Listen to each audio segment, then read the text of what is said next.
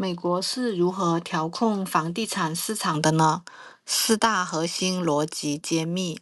美国房地产市场的有序运行，离不开一套多维度的调控体系，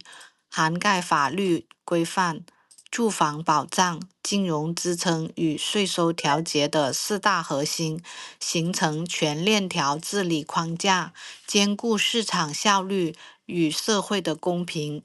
法律是市场运行的基石。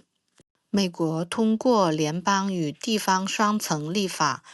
覆盖房地产全流程。联邦层面以宪法、财产法界定产权、配套环境、公司、金融等法规，规范主体行为；地方政府则针对性地制定规划、建筑、中介管理等条例，细化市场规则，实现精准约束。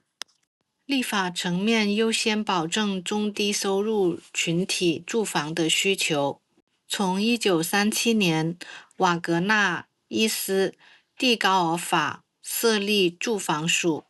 提供公共住房贷款，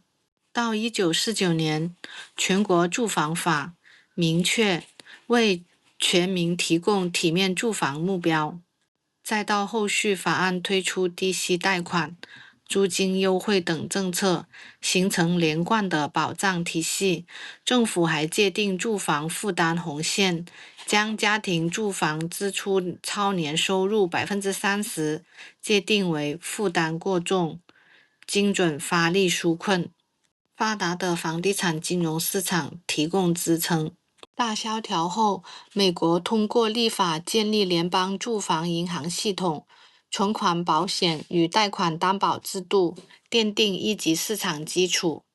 依托房利美、房地美，构建成熟的二级市场。通过发行抵押贷款支持证券、MBS 等产品，盘活资金流动性，拓宽中低收入家庭贷款渠道。房地产税收发挥稳定与调节的作用，以宽税基、少税种为原则，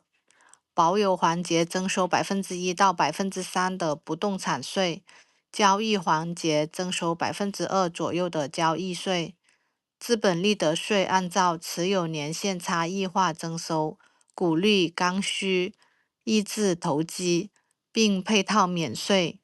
递延纳税政策，同时通过税率、收入、评估增值等多重的限制，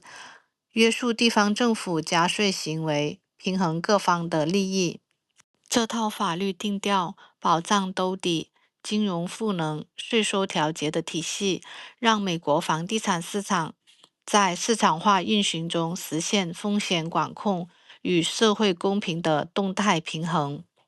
带给您最实用和最专业的美国置业攻略和优质的美国房源，并提供落地生活的各类服务，做值得您信赖的美国服务专家。